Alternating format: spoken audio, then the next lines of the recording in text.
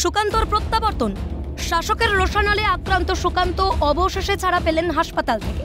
হাসপাতাল সূত্রে জানা যাচ্ছে, ছেড়ে দেওয়া হলেও এখনই মিটিং মিছিল করা বারণ তার। থাকার কথা বিশ্রামে, তবুও নিজের শরীরের তোয়াক্কা না করেই হাসপাতাল থেকে বাড়ি ফিরেই সুকান্ত চললেন দিল্লি। সেখানে রাষ্ট্রীয় অধিবেশনে যোগ দিতেই সুকান্তর দিল্লি যাত্রা। আপনারা জানেন যে আমাদের রাষ্ট্রীয় অধিবেশন হচ্ছে, সেই রাষ্ট্রীয় অধিবেশন 3 দিন ধরে 16, 17, 18। তো আমি আজকে সেই উদ্দেশ্যেই যাচ্ছি, কমসে কম একদিন, শেষ দিন যেন রাষ্ট্রীয় অধিবেশনে আমি অংশগ্রহণ করতে পারি। কারণ রাষ্ট্রীয় অধিবেশন আমাদের একটা বিরাট বড় ইভেন্ট। গোটা ভারতবর্ষ থেকে বিজেপি কর্মী সমর্থক নেতৃত্ব যারা আছেন তারা আসেন, এবং এই মহাকুম্ভে অনুপস্থিত থাকা একটা বিরাট বড় অপ্রাপ্তি।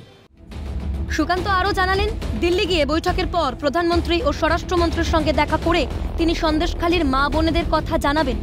দেশের প্রশাসনিক প্রধানের কাছে তুলে ধরবেন রাজ্যের যন্ত্রণাময় এক কোণ সন্দেশখালীর কথা।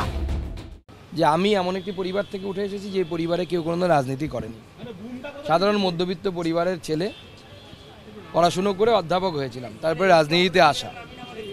যবে থেকে রাজনীতিতে এসেছি এবং বাড়ির বাইরে থাকি, আমার মা ফোন করে প্রতিদিনই জিজ্ঞেস করতেন যে খেয়েছিস বাবা, ভালো আছিস তো, এই দুটো শব্দ বাদে অন্য কিছু জিজ্ঞেস করতেন না করে। কিন্তু আমার মায়ের মতো একজন মহিলাকেও এখন এই দুটো শব্দের সাথে এটাও জিজ্ঞেস করতে হচ্ছে যে সন্দেশখালী কেমন আছে। স্বরাষ্ট্রমন্ত্রীর কাছে দ্বারস্থ অবশ্যই তাদের সাথে কথা বলবো এই বিষয়ে, কারণ ওখানেও তারাও থাকবেন।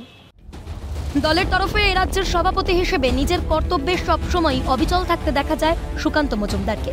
এমনকি হাসপাতালে ভর্তি হওয়াও তার রাজনৈতিক কর্মকাণ্ড কেন্দ্র করেই তার সকলের জানা।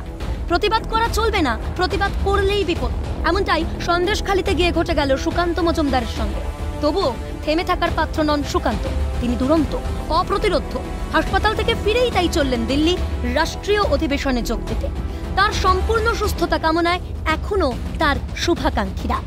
ক্যামেরায় নিখিল দাস ও জ্যাকি সিং এর সঙ্গে হীরক বোস ও প্রীতিশ বন্দ্যোপাধ্যায়ের রিপোর্ট, ক্যালকাটা নিউজ।